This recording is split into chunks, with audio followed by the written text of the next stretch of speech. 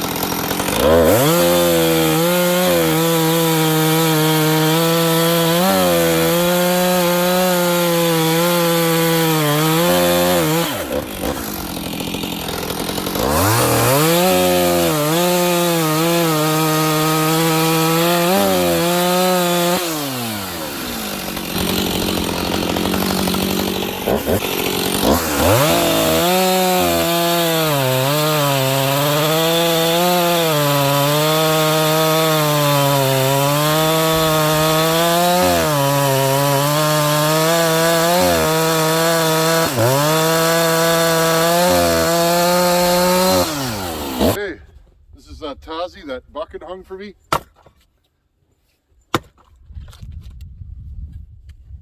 And again, this thing's nuts.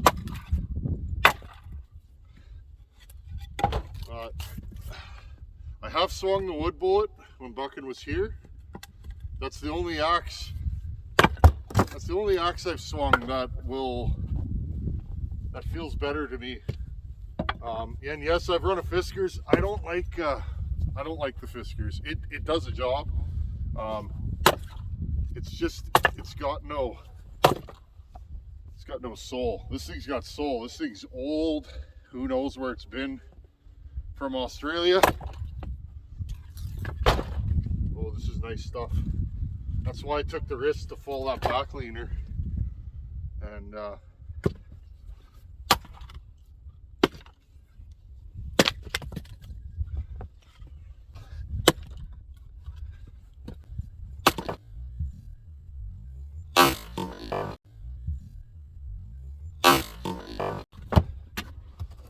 yes, I also do the flick. I didn't know it was called the flick until I started watching stuff on the internet. Spruce. Even our spruce will give you the gears in summer. You guys can see how stringy this stuff is. It just holds on. A lot of this stuff was cut down in my area when they settled here for buildings back in the day. There's another one.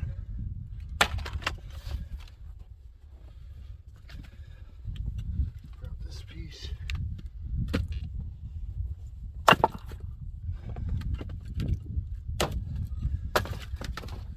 And again, I want to show you guys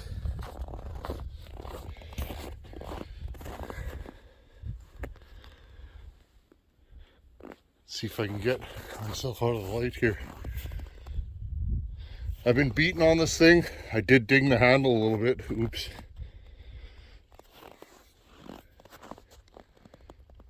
This axe is incredible. And I like to show Buckin because he's like me. He likes his stuff to work. This is not budged. Okay. How he does his halves. I find halves can budge in the winter here. Because everything shrinks, right? In the cold. And this axe lives life in an unheated shop. This hasn't budged, so that tells me whatever he's doing with his halves is working. Because if anybody's going to loosen a head, it's me in this climate.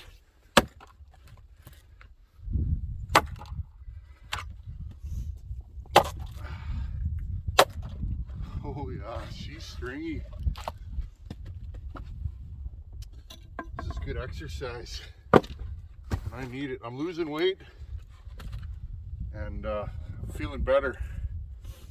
When I was off there with my wife when she was pregnant, I found the more weight I gained, the worse I felt. I've been doing physical labor my whole life. I'm always on the heavy side, but I got heavier and heavier. And this summer, one thing I'm not finding though is my in this cold weather, it's hard to catch your breath because the air's so thick. But there you go. Oh, we got it. See, sometimes you gotta let the wood chill for a second so it thinks you're done with it, and then hit it by surprise. Well, this piece just isn't. There we go.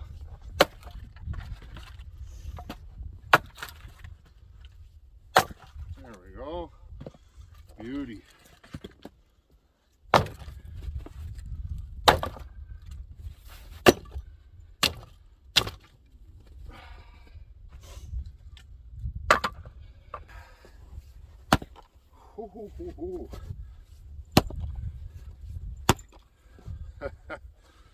Okay, that's a test round. You guys hear that? Just bouncing off. I don't want to break this handle.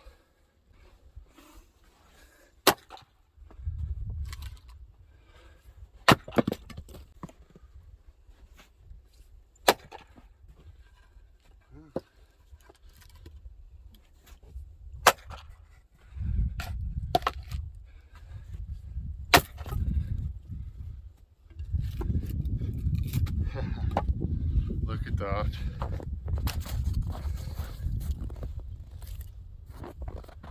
The old tassie just broke her way right through that. See if we can at least bust this in half. There we go.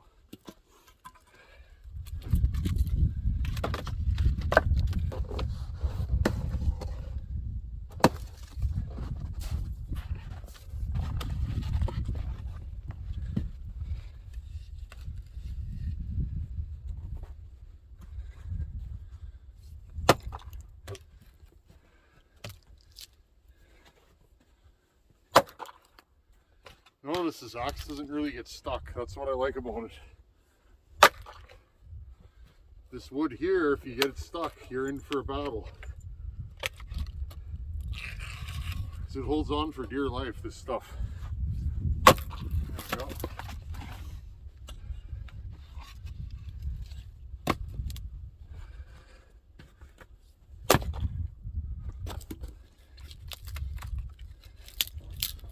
Just stringy.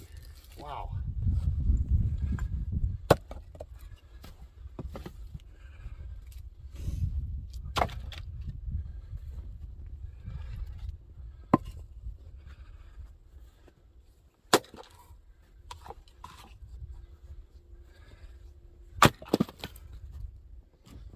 Still nursing a shoulder injury, left shoulder. I kind of got to guard my swing.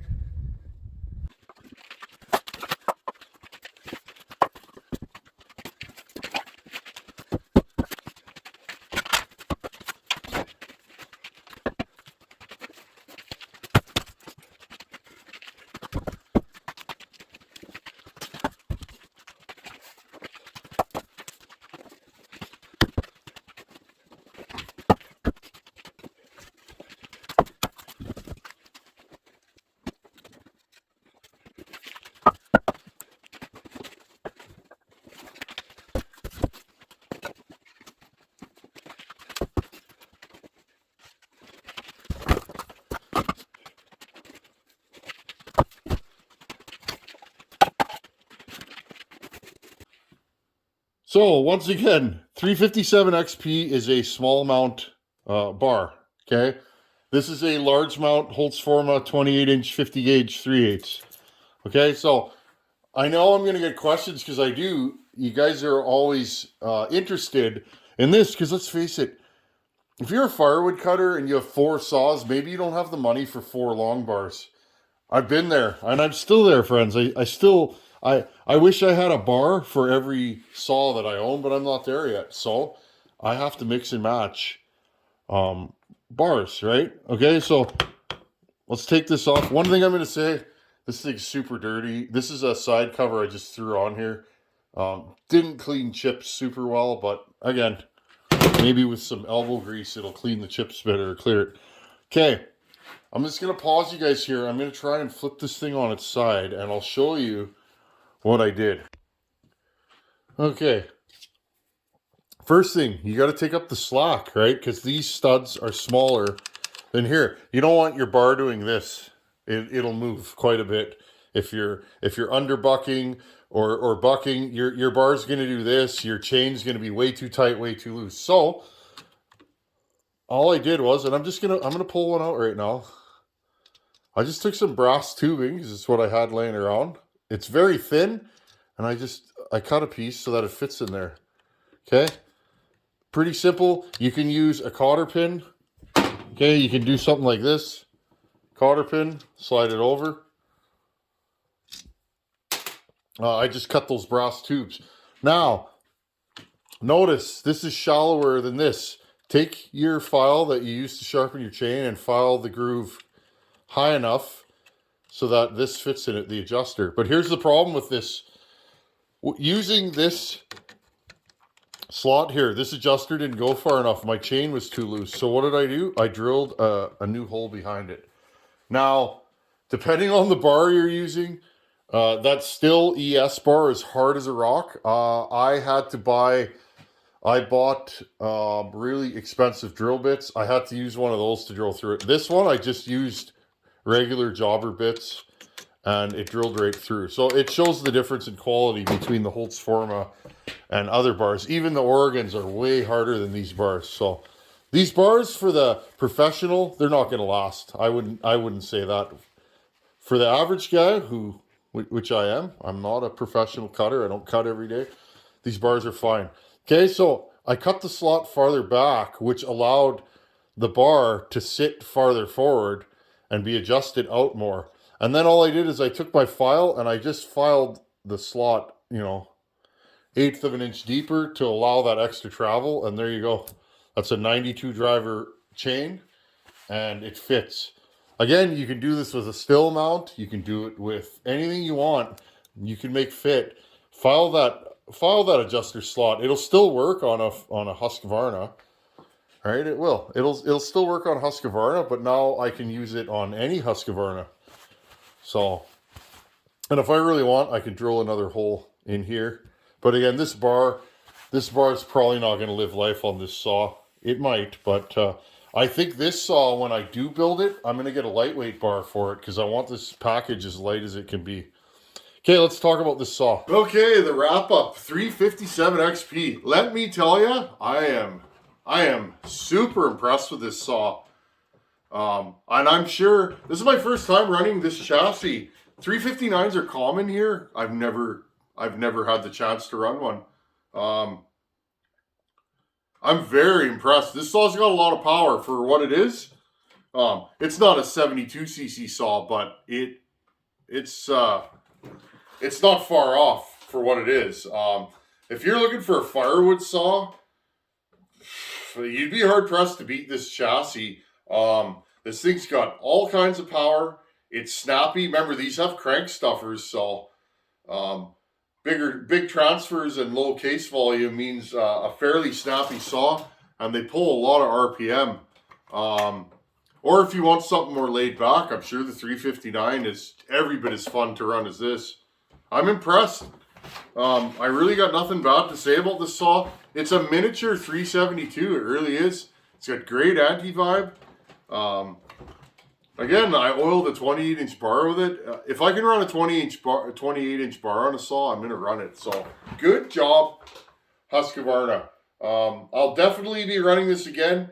This saw still has some issues. If you guys don't see it on the channel, it's not because I don't like it, because I really do. This saw needs some love. It's been around, and it's clean, but this saw is really lacking in the maintenance department. And you guys know me. If I'm going to put a saw into the fleet, it's getting gone through fuel lines, filter, all that stuff. Change all the rubber bits, crank seals. I might even split this saw and put new bearings in it. But that is the problem. I keep watching Dyno Joe. Joe, it's your fault, buddy. He put this top end on this saw, and basically a 372, we could call it, because that's what it ends up being. It's not a 357 anymore. It's a 372 because it's 72 cc's. Well, I don't know, friends. I've been thinking about it. I actually bought this because I knew the stroke was 34. And right away, I thought, I wonder. I didn't know it was doable at that time. But Joe did it, and good job, buddy.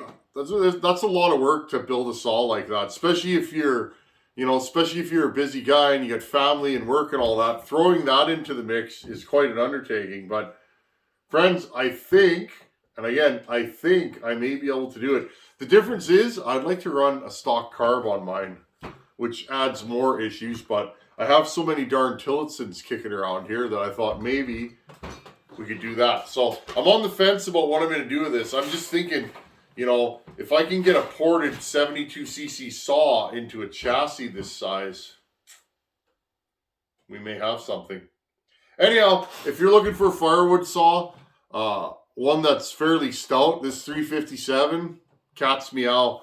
Too bad these had so many issues with the auto decomp and the carbs and the boot.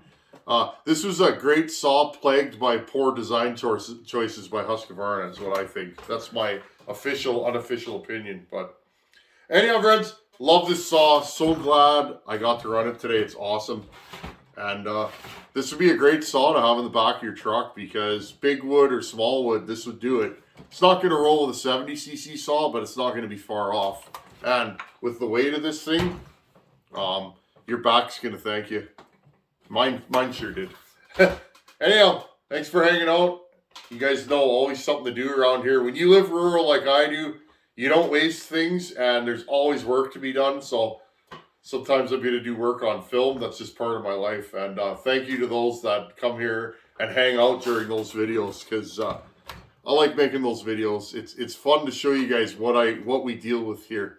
When you live here, it's just the way it is. To people that are from far away, they think it's nuts. But when it's warm out here, you get your work done, because if you don't, Doing that in 40 below would be absolutely horrific.